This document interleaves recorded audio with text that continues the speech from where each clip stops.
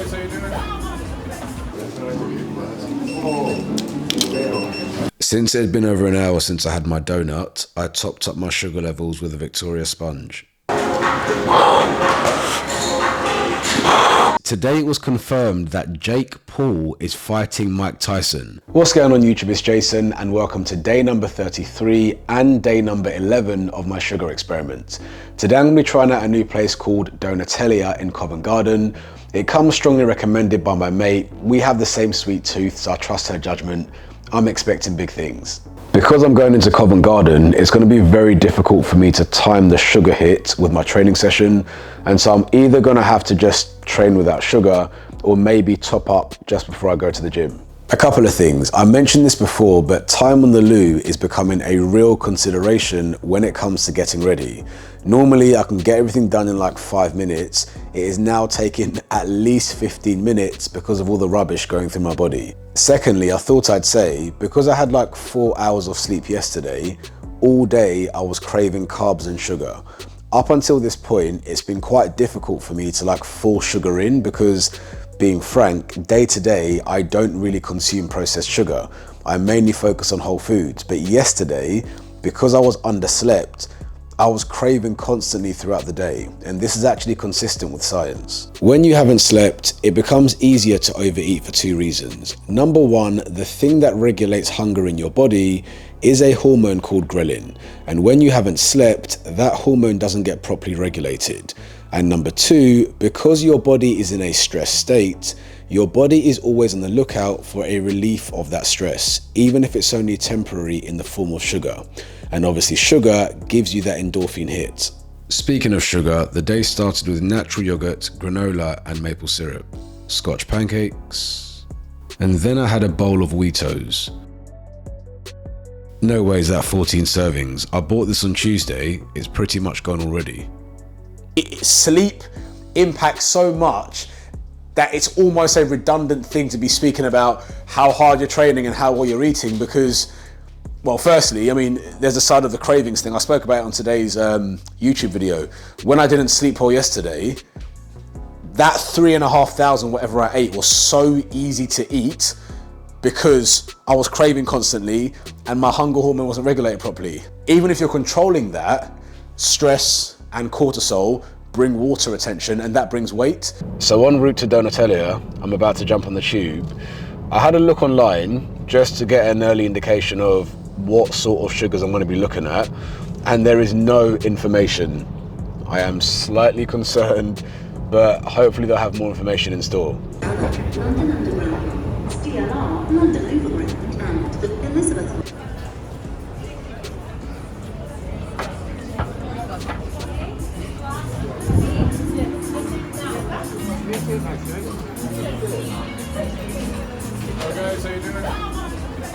So we are in Donatellia.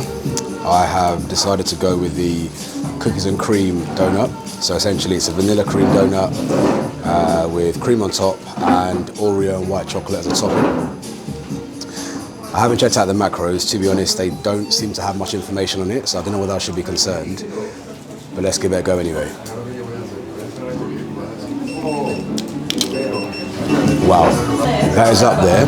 Seriously, one of the best donuts I've ever tried. It's so soft on the inside. I want to say they're better than Krispy Kremes. That is really good. Like a strong 8.5 out of 10. Just when I thought this donut couldn't get any better, it had custard on the inside. Rest in peace, didn't stand a chance. Donut literally inhaled, that was phenomenal. I'm gonna get home, head to the gym and make the most of the sugar rush. Thank you very much all. Now my mate recommended this place and it definitely lived up to the hype. Since it had been over an hour since I had my donut, I topped up my sugar levels with a Victoria sponge. So warm up set, we're gonna start on flat dumbbell press.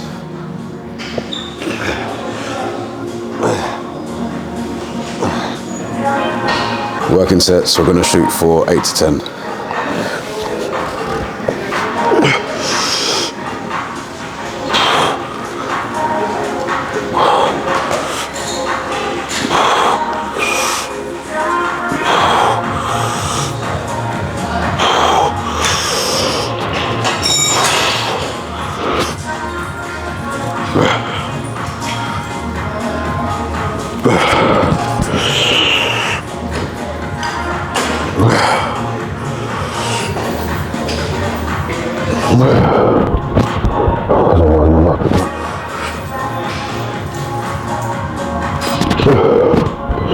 Next, cable side laterals.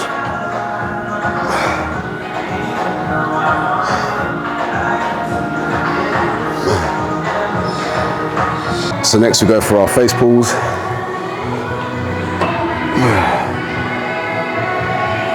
Again, control to isolate the next tricep pushdowns.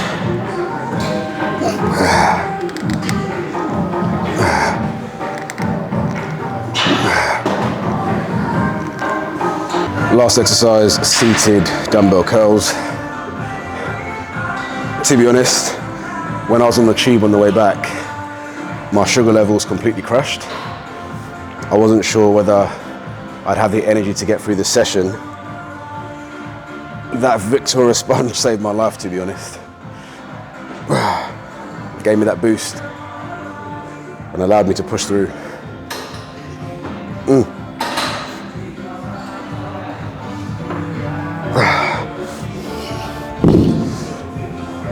With sugar, your timing has to be perfect. So, all in all, a good day. I got home from the gym, I had eggs and sourdough.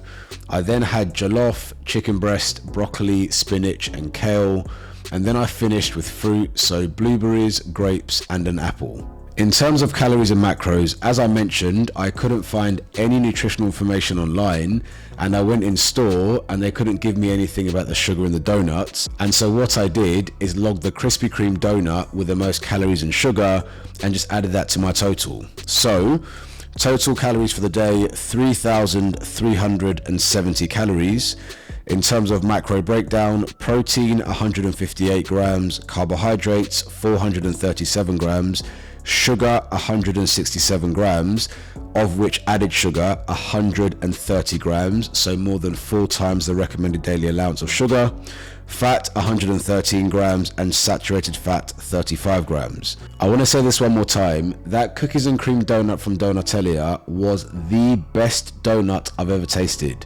I don't normally say those things easily, but off the top of my head, I can't think of a tastier donut. Genuinely, you have to get down there and try it out. And the final thing I wanted to speak on really quickly before we wrap up is today it was confirmed that Jake Paul is fighting Mike Tyson.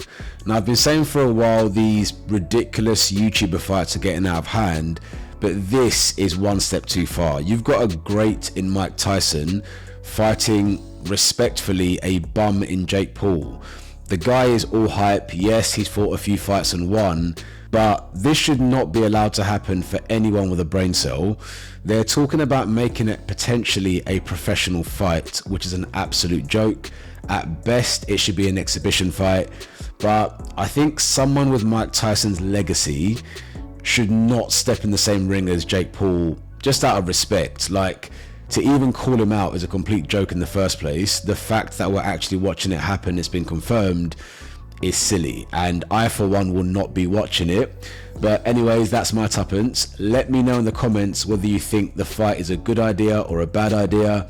Should they call it off? Should they make it an exhibition fight? Should Jake get the chance to take out one of the best heavyweights of all time in a professional fight?